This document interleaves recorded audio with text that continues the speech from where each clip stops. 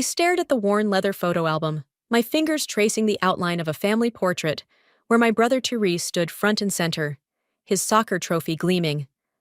I was relegated to the edge, barely visible, like always. The memory of that day still burns. It was the same afternoon I discovered my college savings account had been drained. My name is Sophia, and I'm about to get married in 3 weeks. But instead of feeling the typical pre-wedding jitters, I'm plotting something that will change my family forever. Sophia, honey, have you finished the seating arrangements? My fiancé Patrick called from the kitchen. His voice snapped me out of my bitter reminiscence. Almost, I replied, closing the album with more force than necessary. Just trying to figure out where to put my parents. Patrick appeared in the doorway, wiping his hands on a dish towel. You know, we could just not invite them. I shook my head. No, they need to be there. They need to see everything. The doorbell rang, interrupting our conversation. It was Paris, my best friend since college, carrying a bottle of wine and wearing her signature concerned expression. Spill it, she said, settling onto my couch. Your text sounded urgent. I pulled out an envelope from my desk drawer. Cream-colored, expensive paper with elegant gold lettering. I received this yesterday, from Aunt Stella. Paris's eyes widened. The infamous Aunt Stella? The one your parents never talk about? The very same. I handed her the invitation. She wants to meet me for lunch tomorrow, says she has an opportunity to discuss. Your parents will flip if they find out, Paris warned, pouring 3 glasses of wine. They're too busy fawning over Tyrese's latest coaching gig to notice what I'm doing, I said, the bitterness seeping into my voice. Did you know they took $50,000 from my college fund for his training program in Europe? Patrick sat down beside me, his hand finding mine. Tell them about the scholarship letter. I took a deep breath. Yesterday, I found a letter from 2015 in Dad's old office files. I'd won a full scholarship to architecture school, but they never told me. They let me believe I had to take out loans because my college fund was empty. Paris nearly choked on her wine. Are you serious? Dead serious. They hid it because they thought architecture was a man's profession and wanted me to pursue teaching instead. I stood up, pacing the room. All those nights, I worked double shifts at the cafe, all those years of crushing student debt, and I had a full ride waiting for me. What are you going to do? Paris asked. I picked up Aunt Stella's invitation again. That's what tomorrow's about. Stella was always different from the rest of the family. She built her own business, never married, lives life on her terms. They called her the black sheep, but maybe she was just the only one brave enough to break free. My phone buzzed. A text from Mom. Don't forget, Tyrese's game is this Sunday. The whole family needs to be there to support him. I showed the message to Paris and Patrick. 7 years after graduating, and I'm still invisible. I landed the Richardson project last week, the biggest sustainable design contract our firm has seen. And when I told them, Mom just asked if I'd bought my brother a wedding gift yet. Sophia, Patrick said softly, whatever you're planning with Stella tomorrow, I'm with you. Paris nodded in agreement. Me too. It's time they realized what they've done. I walked to the window, watching the city lights flicker in the distance. I used to think if I worked hard enough, achieved enough, they'd finally see me. But now I understand. They never will. Not unless I make them. The invitation felt heavy in my hand, like it carried the weight of all my suppressed anger and hurt. Tomorrow, I would meet the aunt I'd been warned about my entire life, the woman who dared to challenge the family's suffocating traditions. My phone buzzed again. Another text from Mom. Have you started looking into teaching positions yet? It's not too late to change careers, dear. I didn't reply. Instead, I opened my laptop and pulled up my bank statements from 2015, the ones showing the sudden disappearance of my savings. Next to it, I placed the hidden scholarship letter. 7 years of receipts, documents, and proof of their betrayal, all meticulously preserved. Paris, I said, turning to my best friend. Remember when you said revenge is a dish best served cold? She nodded, a slow smile spreading across her face. Well, I think it's time to take it out of the freezer. I picked up Stella's invitation one more time. Tomorrow, I start planning the wedding of their dreams, and their worst nightmare. Patrick wrapped his arms around me from behind. Are you sure about this? I leaned back into his embrace, watching our reflection in the window. I've never been more sure of anything in my life. As if on cue, my phone lit up with one final text from Mom. Don't forget, family always comes first, Sophia. I smiled, but it wasn't a happy smile. Oh, Mom, I whispered. You have no idea how right you are. The cafe Stella chose was nothing like I expected. No pretentious wine list or white tablecloths. Instead, it was a cozy corner spot with mismatched furniture and the smell of fresh coffee. I arrived 15 minutes early, but she was already there. You look just like your mother did at your age, Stella said, standing to greet me. Except for the eyes. You've got the Jackson fire in them. I studied her as we sat down. Stella wore a crisp blazer over jeans, her silver hair cut in a sharp bob. She looked successful, confident. Everything my parents had tried to convince me she wasn't. I have to admit, I said, I was surprised to get your invitation. Stella smiled, sliding a folder across the table. I've been following your work, Sophia. The sustainable housing project on 4th Street? Brilliant design. I nearly dropped my coffee. You know about that? I know about all of it. Your graduation with honors, the Innovation Award last year, and how you did it all while working nights to pay off loans that shouldn't have existed. Her eyes narrowed. I also know about the scholarship. How did you? Because I was on the selection committee. Stella leaned forward. I voted for your application, but when the acceptance letter came back unopened, I knew Lucy and Carl had interfered. The waitress arrived with our food, giving me a moment to process this revelation. My hands shook as I opened the folder. Inside were newspaper clippings, project photos, and reviews of my work. She'd been tracking my career from the beginning. Why now? I asked. Why reach out after all these years? Because I'm about to retire, and I need someone to take over my firm. Stella took a sip of her coffee. Someone with vision, talent, and a score to settle. I nearly choked on my sandwich. Your firm? You mean Jackson Sustainable Architecture? The very same. Currently managing projects worth over $50 million. She pulled out another document. I'm offering you a partnership. Immediate 50% stake, with full ownership transfer in 5 years. My mind raced.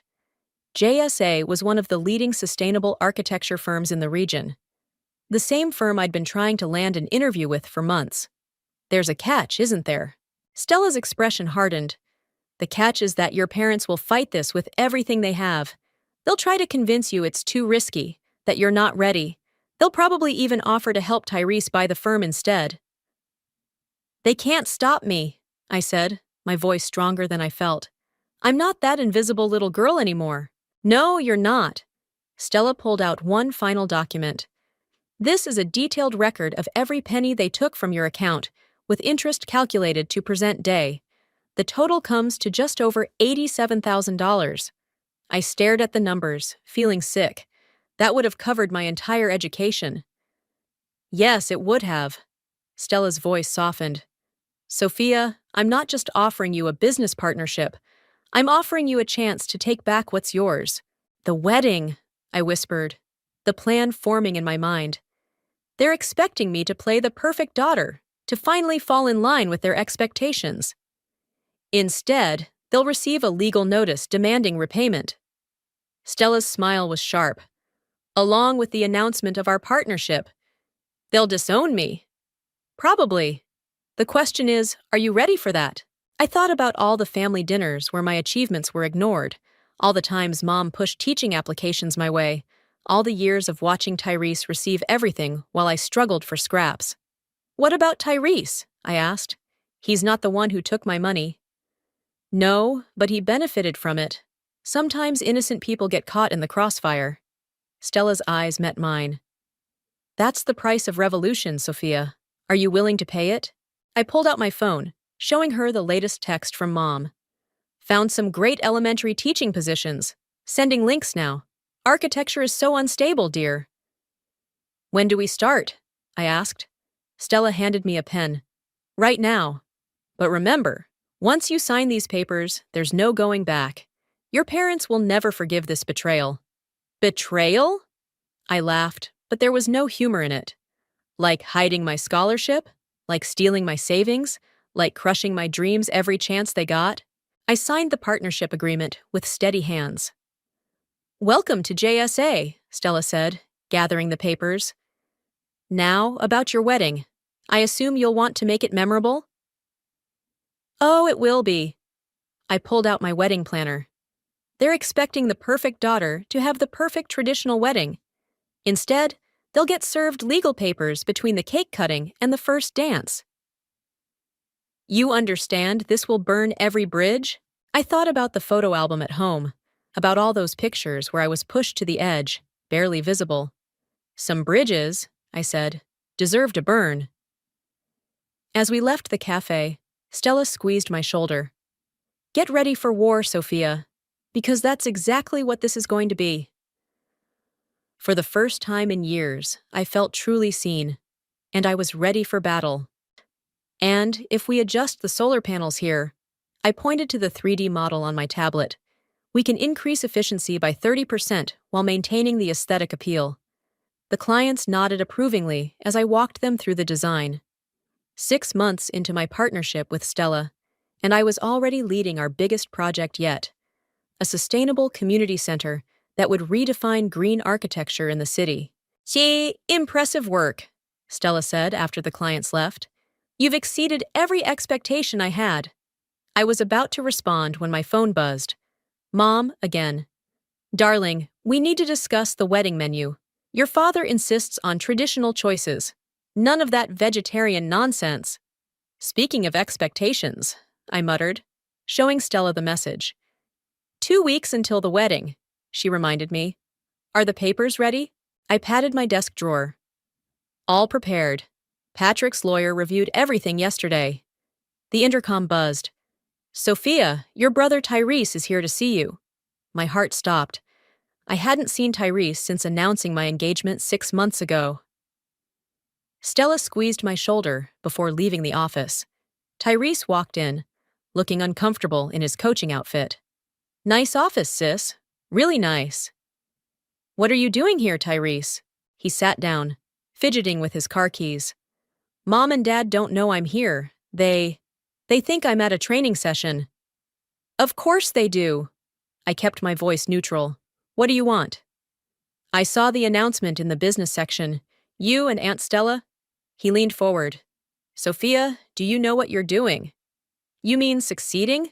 Building something meaningful? Or are you worried I'm not teaching kindergarten like Mom wanted? That's not fair. Teresa's face flushed. I never asked them to favor me. No, you just accepted everything they gave you. My everything. He fell silent, staring at the awards displayed on my wall. I didn't know about the scholarship, Sophia. I swear. But you knew about my savings. I pulled out the bank statements. You knew where your European training money came from. Ha! I was 19! His voice cracked. They said you agreed to it, that you wanted to help your little brother achieve his dreams. And you believed them? I stood up, walking to the window. Did you ever once ask me? I'm asking now. Tyrese joined me at the window. What are you planning, Sophia? Mom's been crying about how you're pulling away, how you won't let her help with the wedding. I laughed. Help? You mean control? Did she tell you she tried to change my venue booking to her church? Or that she's been calling my caterer behind my back? She means well. Stop defending them! I spun around. Just once, Therese, whose side are you really on? He stepped back, surprised by my outburst. There shouldn't be sides in a family. There have always been sides. I was just too blind to see it before. I returned to my desk, pulling up the community center designs. Look at this. Really look. This is who I am, what I was meant to do. Not teaching, not being the perfect daughter they wanted. Tyrese studied the designs, his expression softening. This is incredible, Sophia.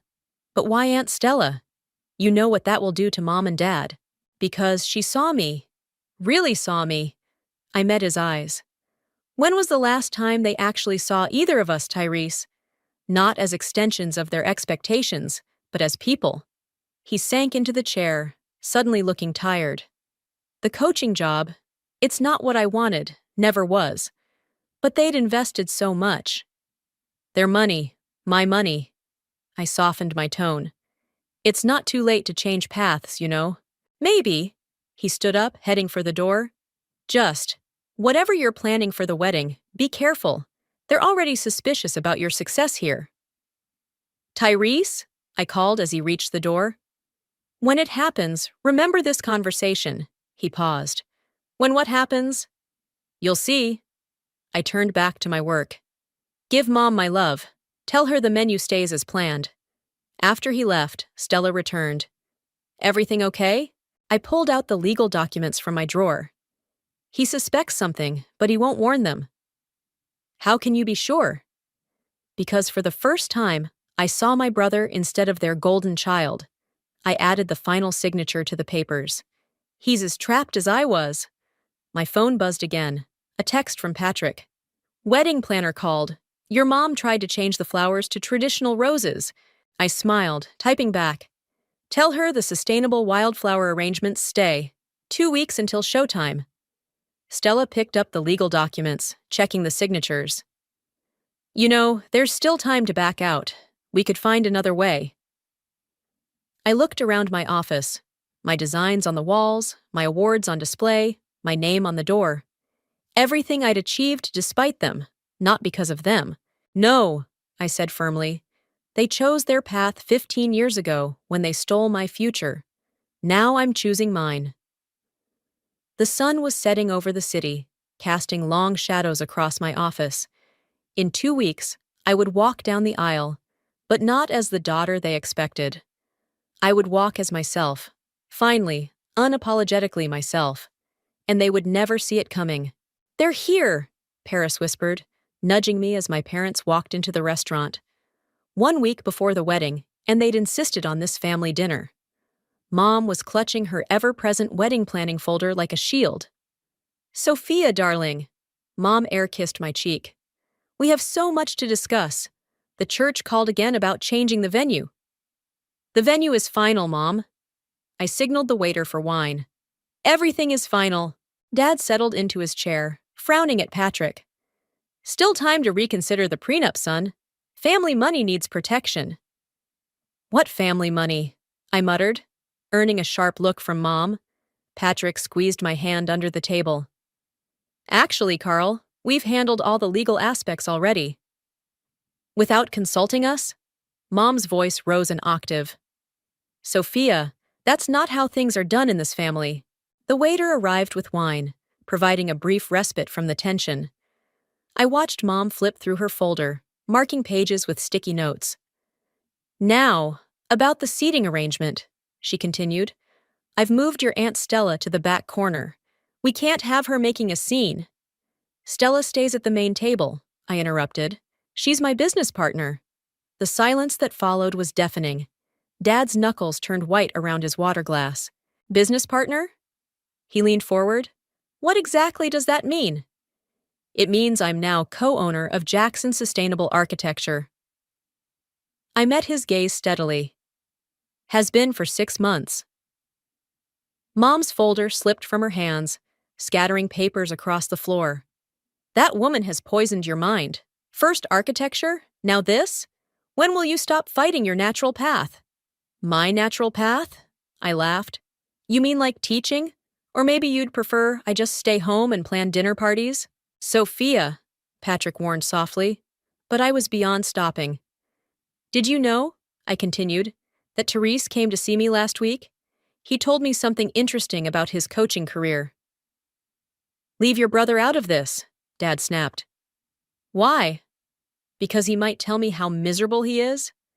How he never wanted to be a coach in the first place? Mom's face paled. That's not true. Tyrese loves coaching. We invested everything in his career. My everything, I corrected. My savings, my scholarship. We did what was best for the family, Dad insisted. Someone had to have a reliable career. Patrick stood up suddenly. I need some air. Sophia? I followed him to the restaurant's terrace, leaving my parents to stew. The night air was cool against my flushed cheeks. You okay? Patrick asked, pulling me close. They still don't see it. I pressed my face into his shoulder. They still think they did nothing wrong. Are you having second thoughts about the wedding plan? I pulled back, looking at the city lights. No, but I'm scared, Patrick. What if this breaks everything beyond repair? Some things need to break to be rebuilt properly. He turned me to face him. Like those old buildings you renovate, sometimes the foundation is too rotten to save.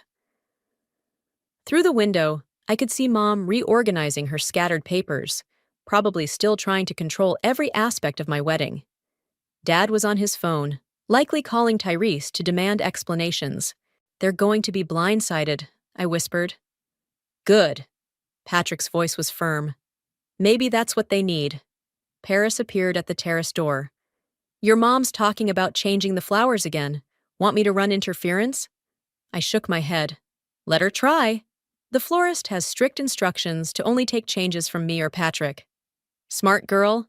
Paris grinned. Oh, and Stella called. The papers are being delivered to your lawyer tomorrow. My stomach churned. 1 week. In 1 week, everything would change.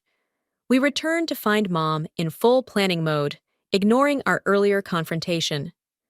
Now, about your dress, darling. I've scheduled another fitting. The dress is perfect as is. I cut her off. Everything is exactly as I want it. But the tradition isn't mine to follow. I gathered my purse. Patrick and I have an early meeting tomorrow. Thanks for dinner. Dad stood up. Sophia, wait.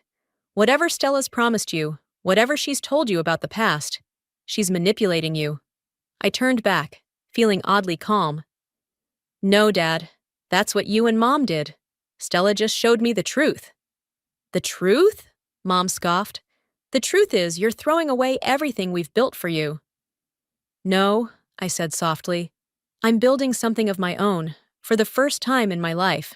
As we left the restaurant, I could hear Mom already on the phone, probably calling the church again. Some habits die hard. 1 week, Patrick said as we drove home. 1 week, I agreed, touching the legal documents in my bag. Then they'll finally understand what it feels like to have everything taken away. The city lights blurred past us, and I thought about foundations, the ones my parents built on lies, and the new ones I was creating for myself. Some things really do need to break before they can be rebuilt, and I was ready to swing the wrecking ball. Are you absolutely certain about this? The lawyer slid the final set of documents across his desk. 3 days until the wedding, and my hands shook as I signed the last page. I'm sure. I handed him the special envelope for my parents. This needs to be delivered exactly as we discussed. During the reception, after the first dance. He nodded, tucking it into his briefcase. Ms. Stella has arranged for security, just in case. My phone buzzed. Tyrese calling. I'd been avoiding him since his office visit, but something made me answer. Sophia, we need to talk. His voice was urgent. Mom's planning something for the wedding. I stepped out of the lawyer's office into the hallway. What do you mean? She's been making calls, talking about saving you from yourself. I overheard her telling Dad that she won't let you ruin your life like Stella did. My stomach dropped. Did you hear anything specific? No, but Sophia... He paused. Whatever you're planning, they're ready for it. Or at least they think they are. I leaned against the wall, closing my eyes. Thanks for the warning. Are you ever going to tell me what's really going on? You'll find out at the wedding. Just remember what we talked about in my office. After hanging up, I called Stella immediately. She answered on the first ring. They're plotting something, I said without preamble. Of course they are. Stella sounded unsurprised. Lucy never could handle losing control. Come to the office, now. 30 minutes later, I sat in Stella's office while she paced, her heels clicking against the hardwood floor. We need to adjust the timeline, she said. Move everything up. The documents need to be delivered during the ceremony, not the reception. During the ceremony? I stared at her. That's so... Public, dramatic, perfect? Stella stopped pacing. They're expecting something at the reception. They'll be prepared, composed, ready to counter whatever we do. But during the ceremony, the door opened and Paris rushed in, out of breath. You need to see this! She thrust her phone at me. It was a social media post from Mom. So blessed to be planning my daughter's perfect traditional wedding. Can't wait to welcome her back to the path God intended. Horek's prodigal daughter, Horek family first. Back to the path? I scrolled through the comments. She's making it sound like I'm some lost soul being saved. Classic Lucy, Stella muttered. She's setting the narrative. When you make your move, she'll play the heartbroken mother trying to save her misguided daughter. Paris sat down beside me. There's more. She's invited every conservative family friend she knows. The guest list has grown by 30 people. She's building an audience, I realized. Stacking the deck with people who'll take her side. Stella pulled out her phone. Time to fight fire with fire. I'm calling the lawyer. The documents will be delivered right after you say, I do. Maximum impact, minimum time for them to recover. Won't that ruin the ceremony? Paris asked. I laughed bitterly. The ceremony? You mean the traditional spectacle they've turned my wedding into? Let it burn. My phone buzzed again. Mom. Darling, I've invited the Reverend to dinner tonight. He has concerns about your modern ceremony choices. Please be there. We only want what's best for you. What's best for me? I showed them the message. They've had 29 years to show me what's best for me. Now it's my turn. Stella nodded approvingly. The student becomes the master. I'm not going to dinner, I decided. Let them sit there with their reverend and plot. They have no idea what's coming. Paris hugged me. Want me to come over tonight? We can do final dress alterations and drink wine. Actually, I said, I need to write something. I pulled out my laptop. The documents are one thing, but they need to hear the truth. All of it. Stella sat down across from me. A letter? My own narrative. I began typing. Every scholarship they hid, every dream they crushed, every dollar they stole. They want to talk about paths? Fine. Let's talk about the path they forced me down, and the one I chose for myself. For the next hour, I wrote while Stella and Paris handled calls, finalizing the new timeline. The words flowed easily, years of suppressed truth finally finding their voice. As the sun set, I printed the final version. 3 copies. One for Mom, one for Dad, and one to be read aloud at the ceremony. Sophia, Stella said softly, reading over my shoulder.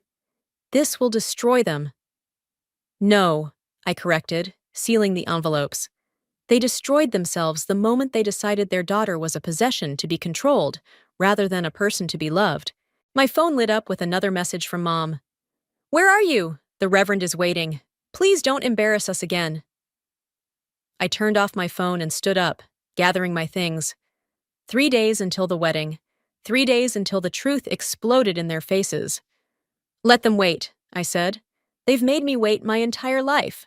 You look stunning, Paris whispered, adjusting my veil. The sustainable silk draped perfectly over my modern dress. Nothing like the traditional gown Mom had tried to force on me. Through the chapel door, I could hear the guests arriving. Mom's voice carried above the others, playing her role as the proud mother of the bride. Places, everyone! The wedding coordinator clapped her hands. 5 minutes! Stella appeared, resplendent in her maid of honor dress. The lawyer's in position. Your parents have no idea he's here. My hands trembled as I smoothed my dress. Did you see their faces when you walked in as my maid of honor? Lucy nearly fainted. Stella smirked. Carl's still trying to convince people I crashed the wedding. Paris peeked through the door. Full house. Your mom really did invite every conservative family friend in the state. Perfect. I took a deep breath. The bigger the audience, the better. The music started. Not the traditional wedding march Mom wanted, but a modern string quartet arrangement I'd chosen. Dad appeared at the door, his face tight with barely concealed disapproval. Last chance, he muttered as he took my arm. We can still stop this nonsense. You're right, Dad. I patted his hand.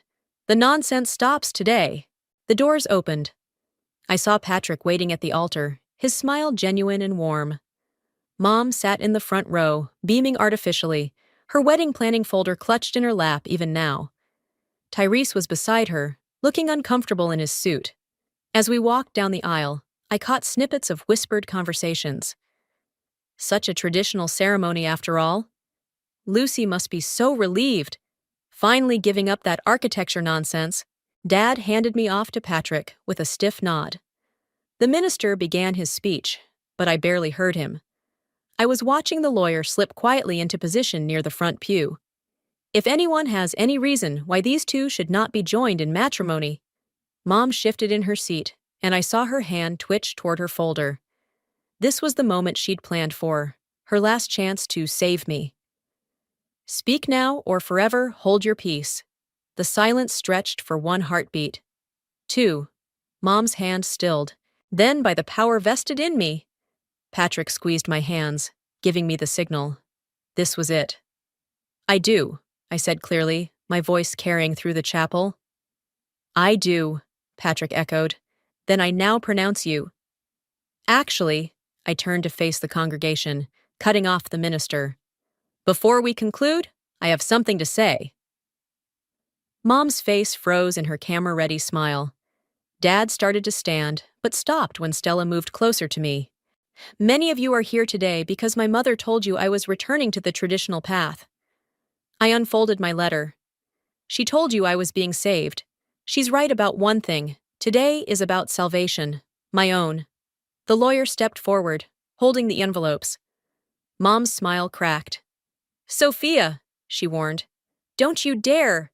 When I was 18, I continued, my voice stronger, my parents stole my college fund to finance my brother's sports career. They hid my full scholarship to architecture school. They tried to force me into a life I never wanted. Gasps rippled through the congregation. Tyrese looked at the floor, shoulders hunched. Today, I'm not just marrying the love of my life. I nodded to the lawyer, who began distributing the documents. I'm reclaiming what was stolen from me. Mom ripped open her envelope, her face draining of color. This is a legal demand for repayment, I finished. Every dollar you took, with interest, plus damages for the hidden scholarship. You ungrateful! Dad started to shout, but Tyrese grabbed his arm. That's not all. I turned to Stella. I'm also announcing my partnership in Jackson Sustainable Architecture. The firm you always warned me about, I'm now co-owner. The whispers turned to shocked murmurs. Mom stood up, her perfectly composed facade cracking completely. You planned this, she hissed. You turned our daughter against us. No, Mom. I stepped down from the altar. You did that yourself. Every time you dismissed my dreams, every time you chose Tyrese over me, every time you tried to force me into your perfect little box. Security, Stella called softly, and 2 men appeared at the ends of the aisle. You're making a scene, Dad growled, trying to approach me. No, Patrick said, stepping between us. You made the scene, for 29 years. Now you get to watch your daughter choose her own path. I turned back to the minister. Please continue with the ceremony. Sophia, please, Mom's voice cracked. We can fix this. We can... No, Mom, you can't fix this, but you can pay for it. I faced Patrick again. Shall we finish getting married? The minister, looking slightly shell-shocked, cleared his throat. By the power vested in me. As he pronounced us husband and wife, I heard Mom collapse into her seat, sobbing theatrically. Dad was still staring at the legal documents, his face purple with rage. But for the first time in my life, their reactions didn't matter. I kissed Patrick as the string quartet played, and in that moment, I was finally, completely free. The war was over, and I had won. The reception hall buzzed with conflicting energy. Half the guests celebrating, the other half huddled in shocked clusters, whispering about the ceremony's dramatic turn. I stood with Patrick near the cake, accepting congratulations from those who weren't too scandalized to approach. Sophia! Tyrese's voice came from behind me. We need to talk, now. I followed him to a quiet corner, Patrick's supportive gaze following us. Tyrese looked different, older somehow, the weight of the day evident in his stance. Did you know? I asked before he could speak. About the scholarship? No. He ran a hand through his hair. But I knew something was wrong. The way they pushed me into coaching, the constant pressure to succeed. I thought it was just their dream for me. It was their dream, all right, funded by my future. Whack, I should have asked questions. He leaned against the wall. But they had an answer for everything. When I wanted to study literature instead of sports management, Dad said we couldn't afford 2 college tuitions. Now I know why. A commotion near the entrance drew our attention. Mom was trying to rally support among the guests, her voice carrying across the room. Can't you see what that woman has done to our family? Stella has poisoned my daughter's mind. Mom's playing the victim, I observed, right on schedule. There's something else you need to know. Tyrese lowered his voice. Last year, when the coaching position opened up, I told them I wanted to quit. Dad threatened to expose some financial irregularities in my training program accounts. I straightened. What irregularities? The money they took from you? It didn't all go to training. He pulled out his phone, showing me a spreadsheet. They used some of it to cover Dad's gambling debts. I found the records when I was helping Mom organize the home office. The room seemed to spin. They stole my money to cover gambling debts? That's why they're so desperate to maintain control. If this goes to court. He trailed off as Dad approached, his face dark with anger. You've had your fun, Dad growled. Now it's time to end this circus. Or what? I challenged. You'll expose Tyrese's financial records? Tell everyone where my money really went? Dad's face paled. What are you talking about? The gambling debts, Dad. The creative accounting. Did you really think it would stay hidden forever? You told her? Dad turned on Tyrese. After everything we did for you? Everything you did for me? Tyrese laughed bitterly. You mean everything you forced me to be? Everything you stole from my sister to cover your mistakes? Stella appeared at my side, her presence steady and strong. Is there a problem here? Stay out of this, Dad snapped. You've caused enough damage. Actually, I said, Stella's the only one who helped me build something instead of stealing from me. Unlike my loving parents, who used my college fund to cover illegal gambling debts, the nearby guests fell silent, all pretense of not listening abandoned. Mom hurried over, panic breaking through her composed facade. Sophia, please, she begged. We can discuss this privately, as a family. Family? I gestured around the room. You mean the audience you gathered? The people you invited to watch me return to the path? Well, they're here now. Let them hear everything. You wouldn't, Dad threatened. Try me. I turned to address the watching crowd. Would anyone like to hear about how my parents committed fraud, or how they blackmailed their own son to keep him in a career he hates? Stop! Mom grabbed my arm. Think about what you're doing to this family. Let go of her. Patrick's voice was steel as he separated us. The only thing Sophia's doing is telling the truth. Tyrese stepped forward. And she's not alone anymore. The silence that followed was deafening. Dad looked from me to Tyrese, seeing for the first time that he'd lost control of both his children. You have 24 hours, I said quietly. Either you arrange repayment of my money, or I'll file charges for fraud. Your choice. You would send your own father to jail? Mom whispered. You would steal your own daughter's future? I countered. Stella cleared her throat. I believe the bride and groom have a first dance scheduled. Shall we give them the floor? The guests parted as Patrick led me to the dance floor.